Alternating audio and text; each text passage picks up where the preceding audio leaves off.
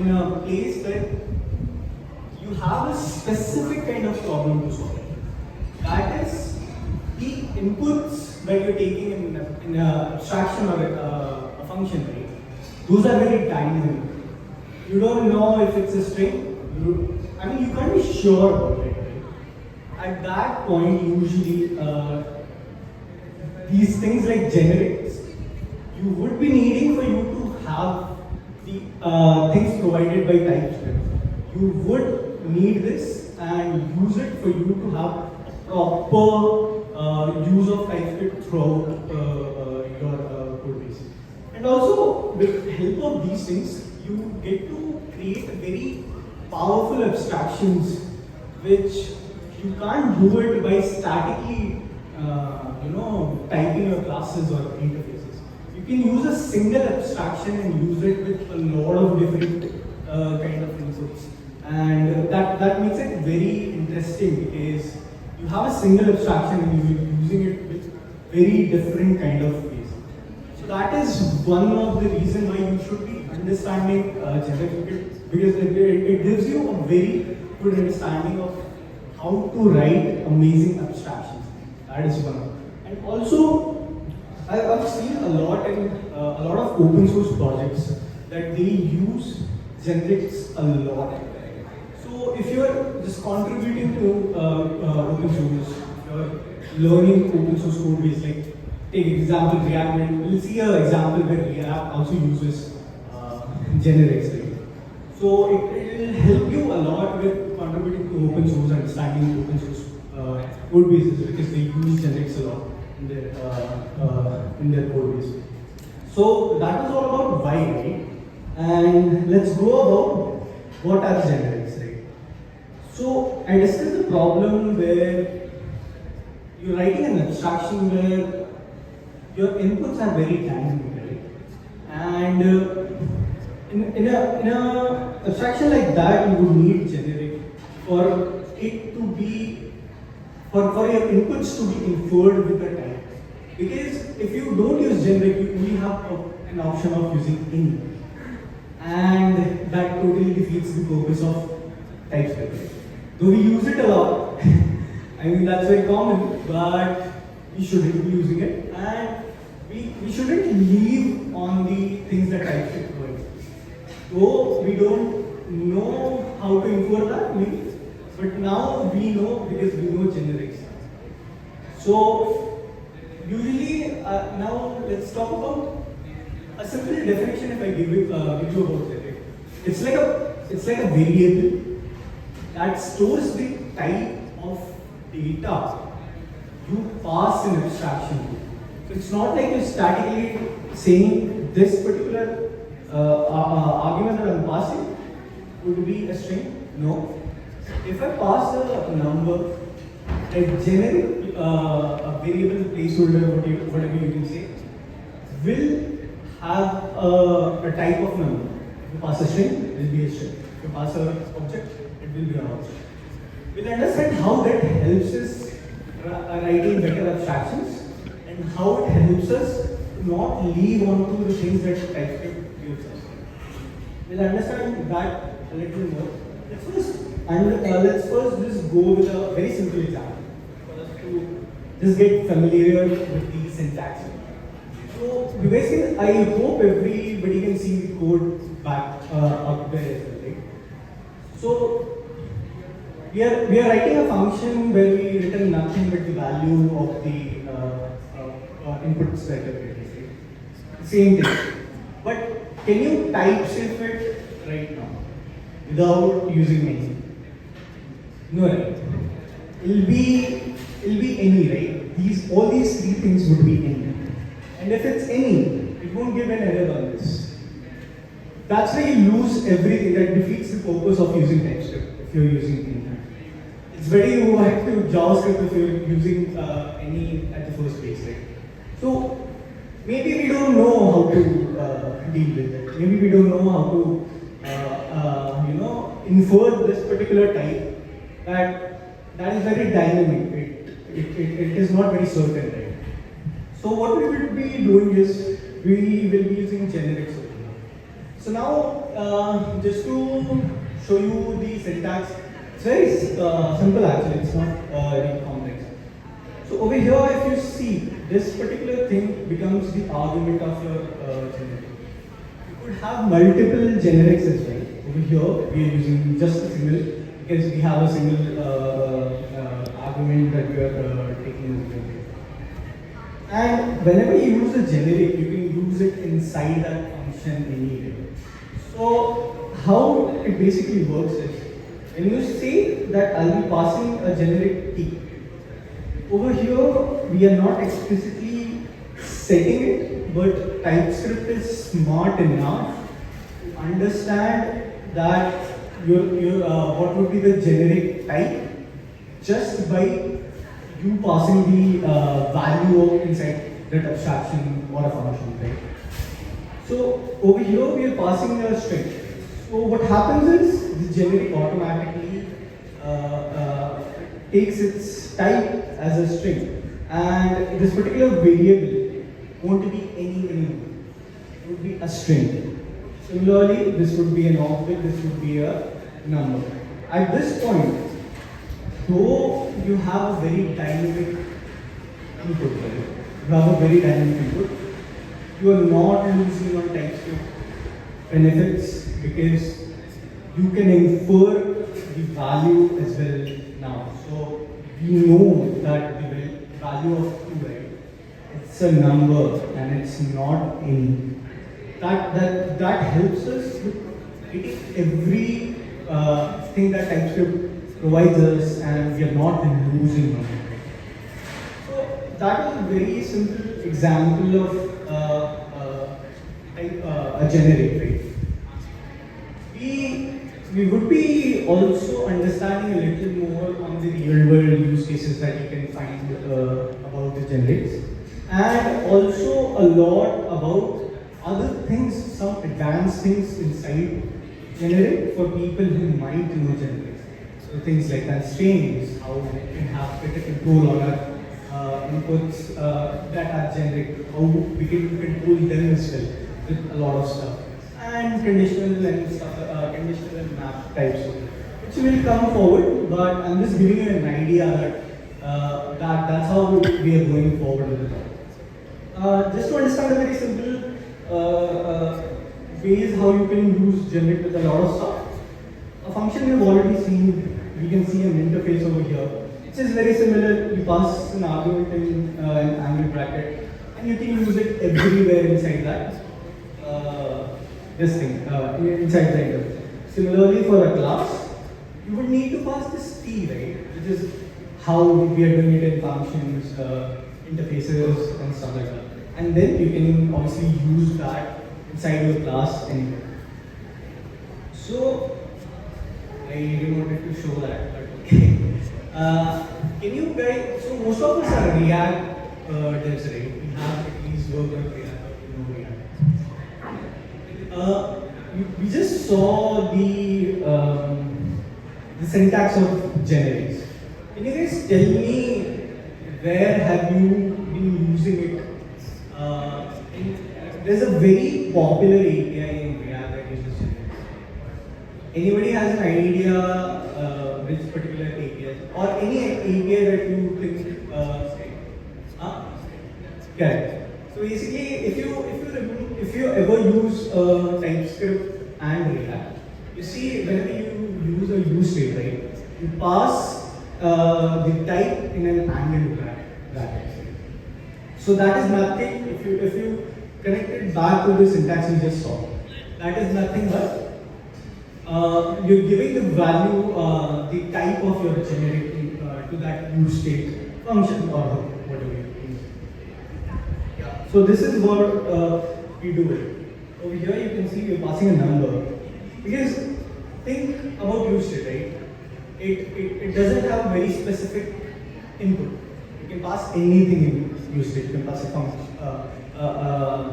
string, arrays, objects, numbers, anything. So at that point they can't statically type it. They have to use something like a generic for us and for them to leverage other things that TypeScript gives us, and not use any, because that's not how we should do it, I guess. So yeah, this is the API. As you can see, they're using generic called S, which is nothing but the initial state, and they're sending an array S, and which is nothing but the value that we provide, and a dispatch function, which is again taking this thing as a generic, because they have to set the value somewhere. So it takes an argument. It basically goes inside the set state action interface, and it's applied to wherever they want it to be, right? So this is one of the real world examples where generics are used. And so a lot of you would be thinking about, will I get a use case of using generics, right? Because that seems to me like, or maybe I haven't encountered something like that ever. But once you understand it, you think in a way where, can I use generics over here to create an abstraction where I could write a very simple abstraction, but it could be used in a very different way. We'll discuss about that a little later when we see a single abstraction that I've made and got it with me. And you'll see that that could be done in a way where you could make 3 to 4 different abstractions, right? But we make a single abstraction and use it in 3 to 4 different ways. That's how it's. We will learn about it. We will see also. Yeah.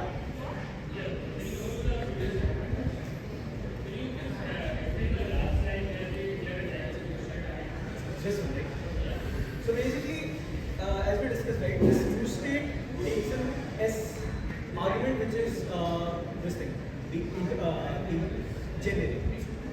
So they have a value initial state that basically goes inside and becomes the initial state. So when you say 0, that initial state value becomes 0. So that they apply that over there. But you know, whenever you define a type of a function, you say, this is my arguments and also what is my return type. Could be void, could be anything. And what does useState usually return? It returns an array with the first index, 0th index as the value, and the first index as the setter function. So it will return you S only, because that's the value that you're passing, correct? But it will also return you a dispatch function of a type set state action that takes a generic S. And now you would ask me, what is this? So basically, think of it in a way where you have a function that sets a value, but you also have to import the value of that variable in your function. So basically you say, this is my dispatch function, I take a value inside it, but you also have to type that value. So this set state action interface that takes this S value as a generic and pass it down to the function. So basically, this is nothing but the type of function that you're going to get as your setter when you get things from useState. So that's how it is.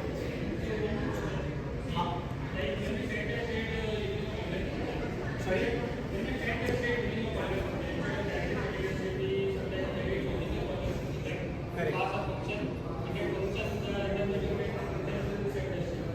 Correct. Correct.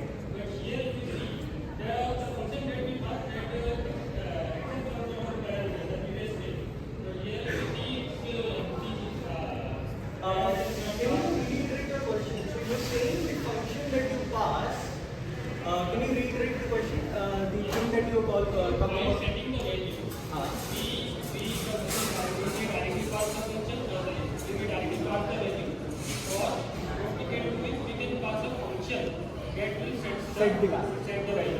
But the function that you pass, that accepts some sort of that has some argument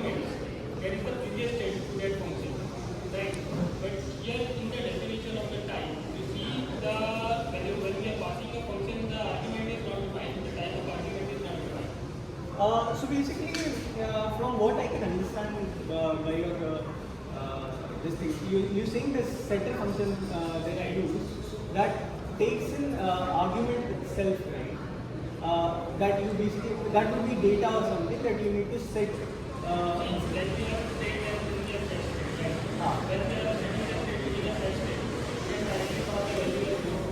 Correct.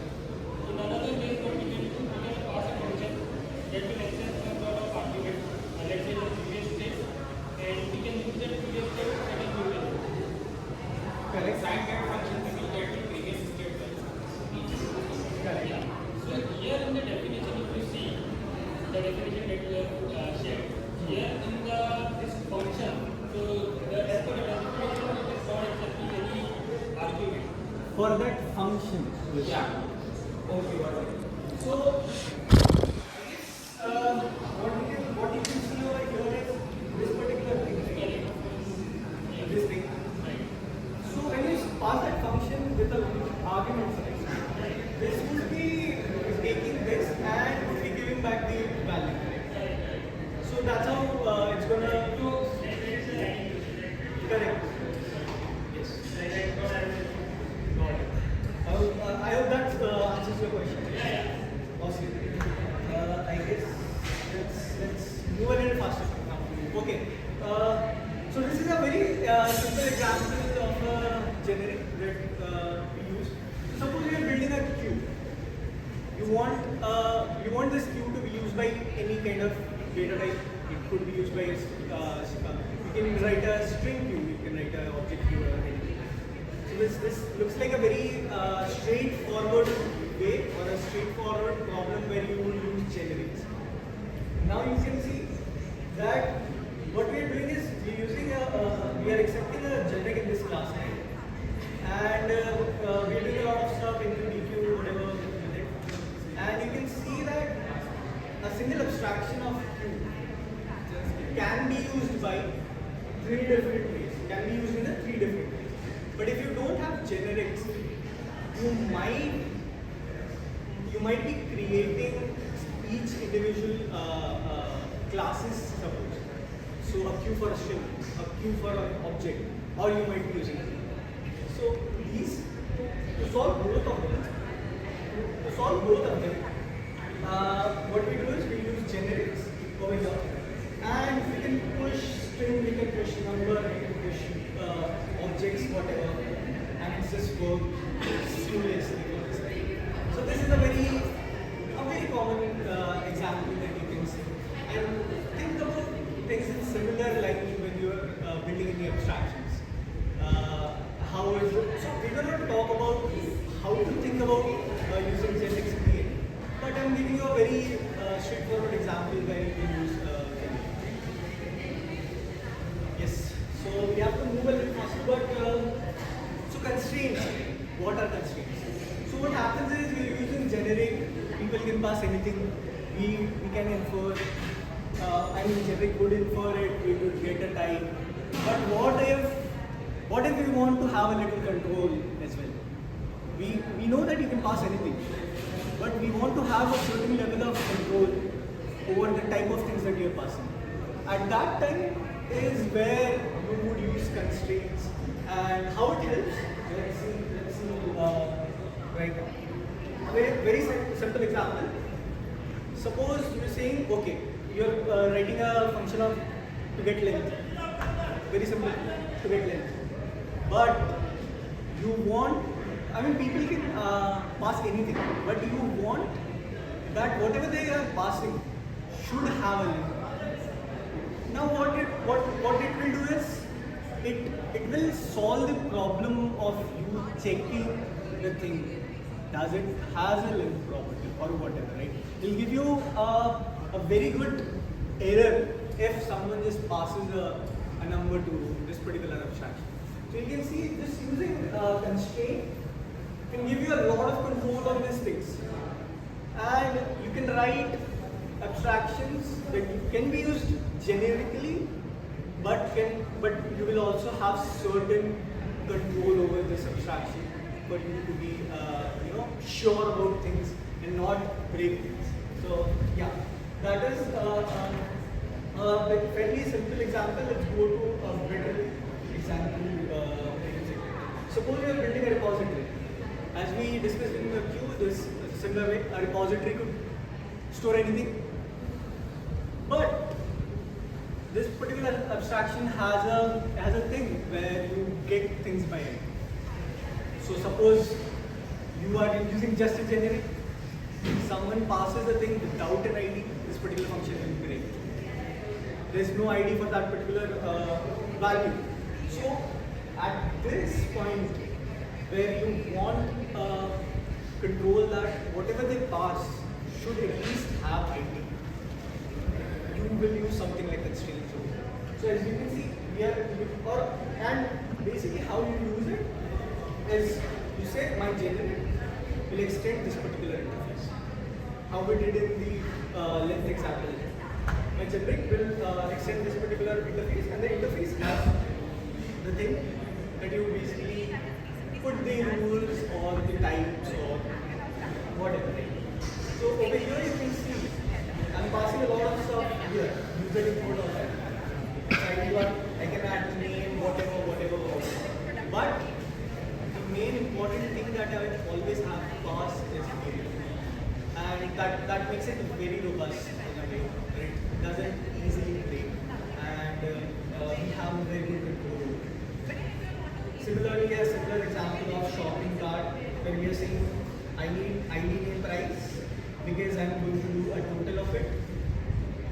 You can pass anything other than these three things, category, whatever. But at least these three things I need it for sure. So again, a pretty simple and real world example where you can use generic with constraints to help you have a little control, over things. I hope I'm audible back there. Awesome. Now, the final topic, an interesting topic for me as well when I was doing all these things, making all these things. Even I didn't had a very good command, but I gave it a very good time because, to be honest, these kind of scenarios, mapped and conditional generic types, even I haven't encountered in my day-to-day jobs. But I've seen a lot of open source projects like Prisma and other readers. They use it very heavily because when you build a library, right, you build it for a very wide mass amount of people. At that time, you need things like this to make your abstraction very powerful and very robust. So let's talk about how conditional and map types would write to better abstractions. Let's go the same way, a very simple example, just to understand what is how it's written basically. So this particular thing is our generic. We say generic extends a number, then it's a number or not. So over here, when you, especially in terms of conditional types, right? Think this extends as is code. You say if t is a number, give it a type of a number, or else give it a type of a non-number. So this is just to understand the syntax of it. We're going to see how we use it.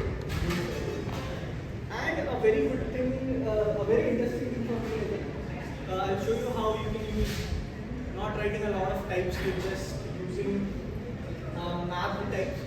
So usually mapped types are used in a scenario where you have an existing type. You want to take that, transform it in a way, and use it somewhere else. So you don't have to write those types again and again. You can use an existing type, transform it, use it somewhere else.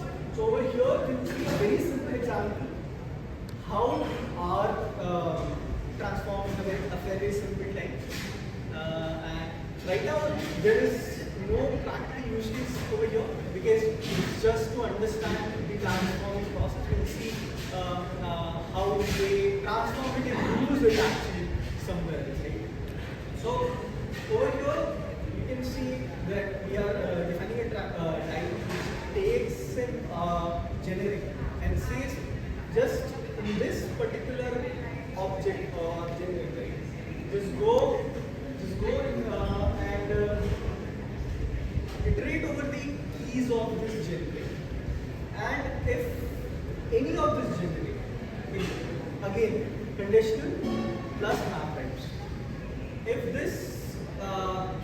is a key value is a number, because key becomes the generic, and that key becomes the particular index of the thing that you're accessing. So you get the value.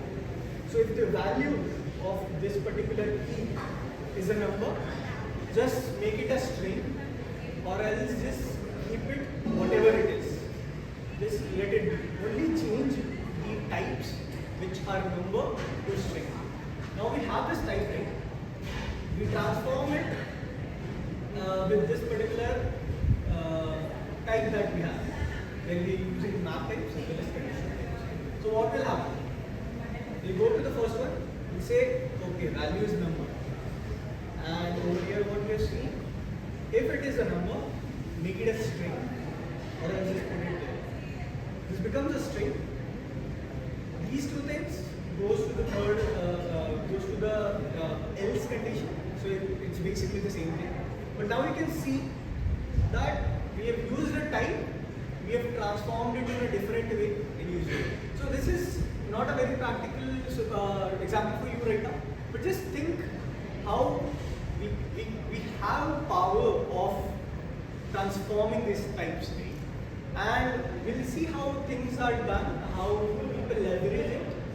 But just understand that we have a capability in Typescript to get to take a already existing type, transform it, and use it in a different way.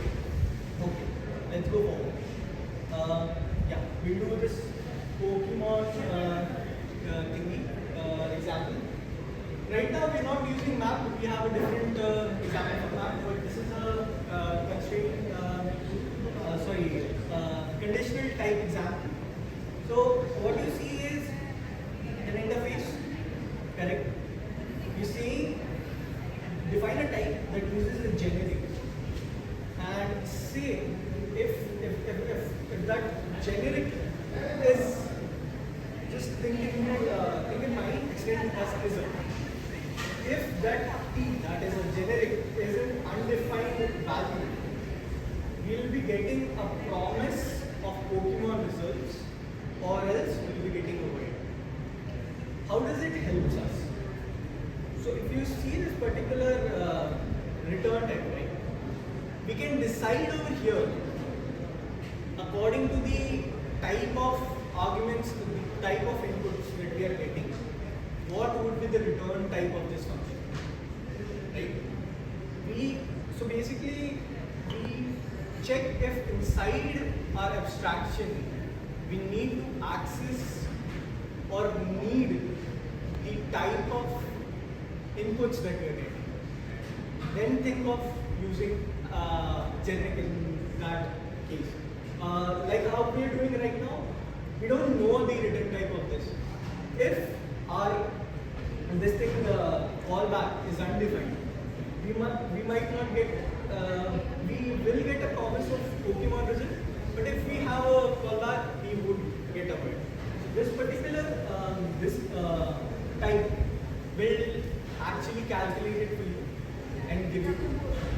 And you would need, as you can see, we are using generic plus conditional types to make it happen.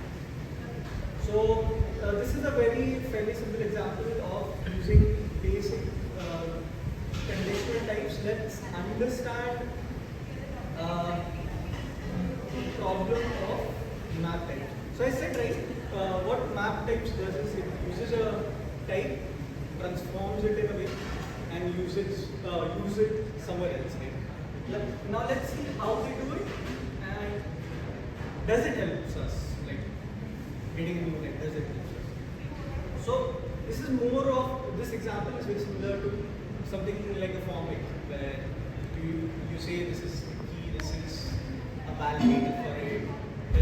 If the validator returns undefined, you don't get an error. If it returns something, you don't get an error. Something like that, right? So now if you can see, what we are seeing is we have an interface form state where it's using an email password and stuff. And we have a key string. So basically this, we are saying that we are expecting a generic key in validation use interface. And just go over the value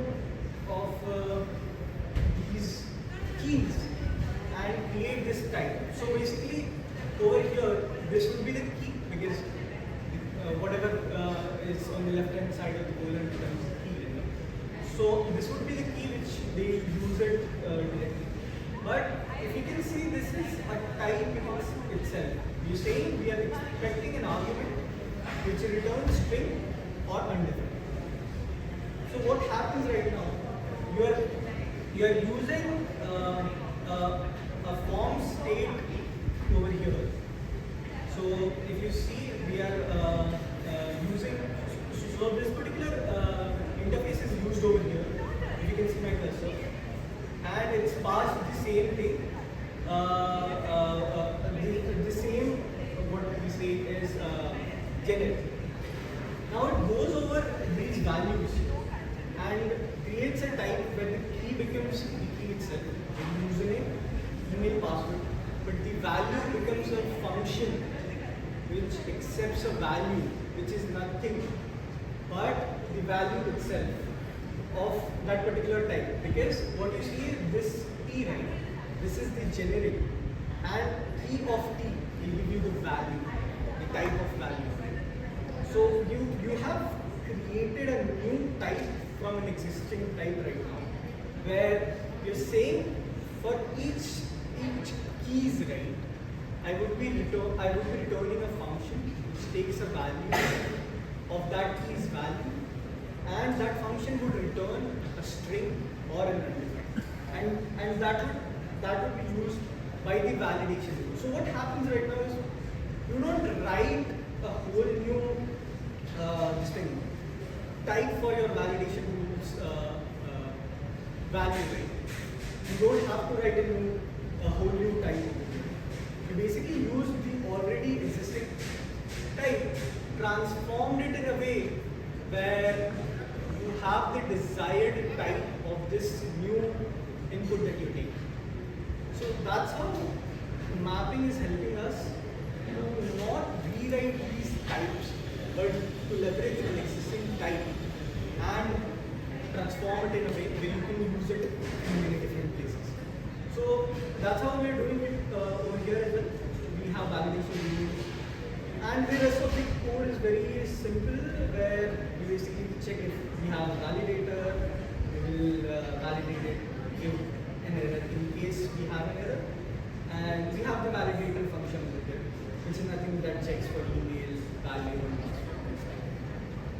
So now, if you pass something like this, right, that goes into this validator function. So this is the function that we are type safing it over here, without writing explicitly the type it has. So you can see it returns either undefined or string, right? But we didn't write the type of these functions explicitly. We used an already existing type, transformed it in a way where we can adjust it in this particular validation thing, right? So it's now if you're using it, simple, it's very simple. You don't put a password, you get a password is required thing, because over here we're checking for things if password is there. Basically, this is about how you would use conditional and mapping type, and how it would help you write abstraction in a better way. So if you just think about if you had to write this particular example of validating these things, would you have guessed it to do it in this way, or you would have written a Boolean type, and how would you have handled generic data inside your forms? So generic helps you a lot with this. So that's why I was saying that maybe these things wouldn't help you in your day-to-day life all the time, but to understand the things that you're using to build things, you would definitely need generic, because it is used a lot in all these tools. And if you're contributing to it, if you're using it, I think it's better to understand the underlying things to be a better engineer, or for you to build something like that for you, right? So it was all about it. Now let's wrap things up. let's wrap things with best practices and a little piece of advice how to think about should I implement generic over here? So very simple stuff. Whenever you are using generic, use things like T, A, stuff like that. But sometimes it could be that it's not very meaningful, right? You want to use something. So usually the standard, I mean there's nothing called standard, but what people use it. If you're using something meaningful like an item or person, do append it with something like T, because that has become a very norm of how we are using generics. So if you're appending it with things like that, it would be easier for you to refer it back and also for other people not scratching their heads with trying to understand the different things that people are using. Also, a very simple advice, try to put types in a singular form. Why? The example is in front of you. So, you have a type of customer. What if you want to make it? So, customer is a single thing. Making it plural just defeats the. It basically doesn't make sense a lot, right? So, naming things singularly will help a lot with the generics and TypeScript because that makes a lot of sense over here. If you can see, we are using customers, but what if you want a type of customers? We basically do customer with an array, which makes sense, right? There are a lot of customers. So these are very small things, but that helps a lot with best practices and making the code that other people don't scratch their heads. Because these are small things, but these matters a lot when a new guy comes. So we will be wrapping things up now. Just one thing.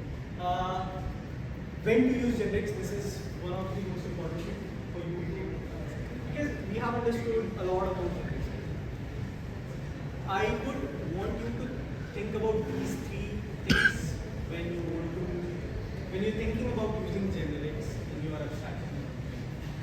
First is, are all the elements known? As you can see, a lot of examples had where the elements were dynamic. So we had to do something like that. This is the one very important thing that you should ask yourself when writing this abstraction. Is everything known? If no, it's not known, maybe I need to use generics. Does the inside functionality of this abstraction needs to know the type of data that it has? So in an example where we saw we were returning different types of type, right? We had to understand what kind of type that you are passing. If this kind of type is the input, we might be passing this kind of data back or else this kind of. So your underlying abstraction needs to know the type of data that you pass. In this case also, think of using generics and inculcating generics in your abstraction. And the final thing, can this abstraction be made in a way where I can leverage different types of data? So in the example that we talked about Q, you could make it in a way where you are using different things. But think over there, can I make it a generic abstraction? If you can, that basically answers the question. A resource. So Matt, he used to work for Russell. He teaches a lot about TypeScript. I think at this point we can call him a TypeScript wizard. He has amazing courses on YouTube. You guys can follow him.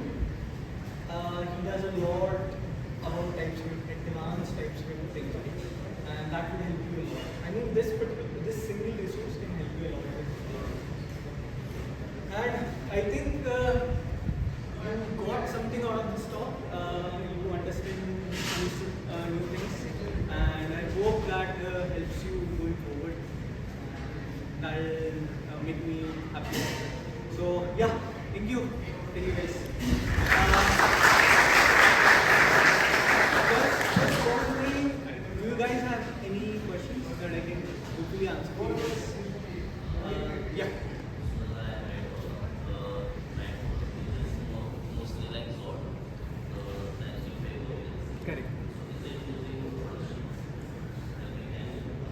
So it's a very subjective thing. So a lot of people use Next.js in production, but when I use it